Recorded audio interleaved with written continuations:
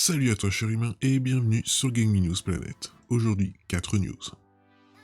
The Medium, l'exclu Xbox Series et PC peut-être bientôt sur PS5. Bright Memory Infinite, nouvelles images pour le FPS next-gen. Les codes sources de Cyberpunk 2077, Thronebreaker et The Witcher 3 seraient dans la nature. Et enfin, il y aura 3 modes graphiques pour Ratchet & Clank Rift Apart.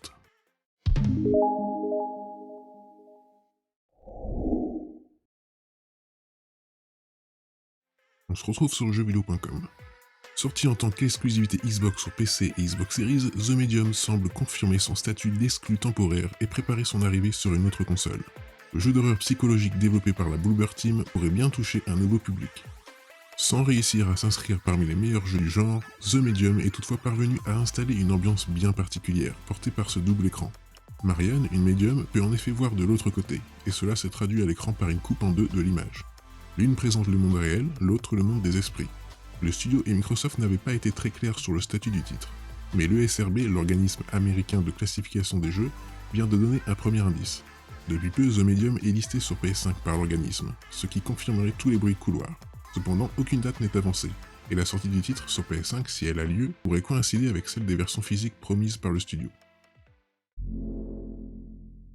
Toujours sur jeuxvideo.com.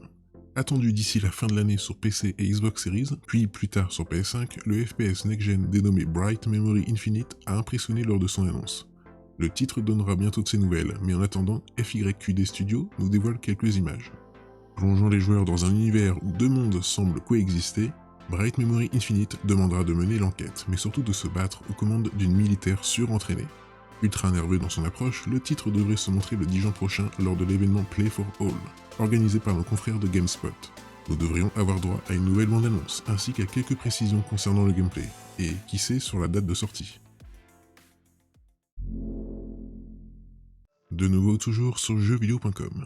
Les histoires autour de Cyberpunk 2077 et de CD Projekt sont visiblement loin d'être finies.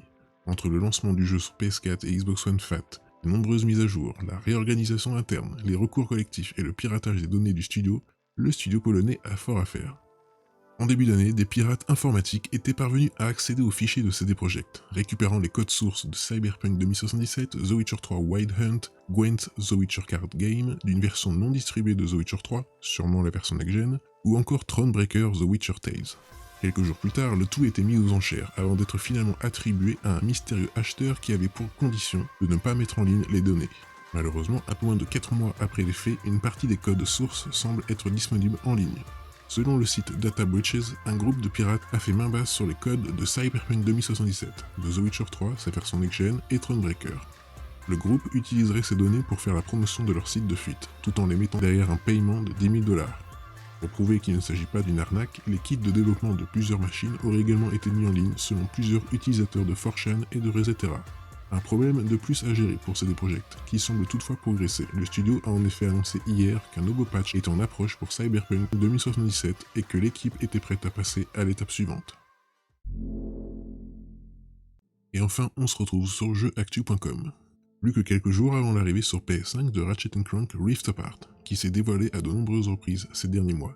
Techniquement impressionnant, le nouveau jeu d'Insomniac Games entend bien faire partie de ces jeux vitrines technologiques de la PS5, et les développeurs commencent à communiquer autour des choix que le joueur pourra faire pour que son expérience vidéoludique soit la plus adaptée à son matos. C'est par le biais du compte Twitter que l'on apprend que 3 modes, graphique, performance, ray tracing, ont été développés pour le jeu. Un traitement qui rappelle celui qui avait été fait pour Marvel Spider-Man lors de la sortie de la PS5 en novembre dernier. Mode qualité 4K 30 fps ray tracing, mode performance 4K sûrement upscalé 60 fps, mode performance ray tracing 4K sûrement upscalé 60 fps ray tracing. On se rappelle que pour obtenir le mode performance RT, les développeurs d'Insomniac Games étaient parvenus à ruser avec les outils de la PS5 pour que le jeu puisse jongler entre un affichage 4K et du ray tracing, suivant ce qui se passait à l'écran. Moins de reflets ou une densité de piétons moindre en fonction d'où se situait Spider-Man. Il y avait certes eu des concessions, mais à l'écran ça ne se voyait absolument pas. Espérons que ça sera le cas pour Ratchet & Clank Rift Apart, dont la sortie est calée au 11 juin prochain, exclusivement sur PS5. Et voilà, c'est la fin de cette vidéo, j'espère qu'elle vous aura plu. Si c'est le cas, n'oublie pas de mettre un like, de t'abonner, d'activer la petite cloche et de me suivre sur Twitter. Et moi je te dis à la prochaine, cher humain.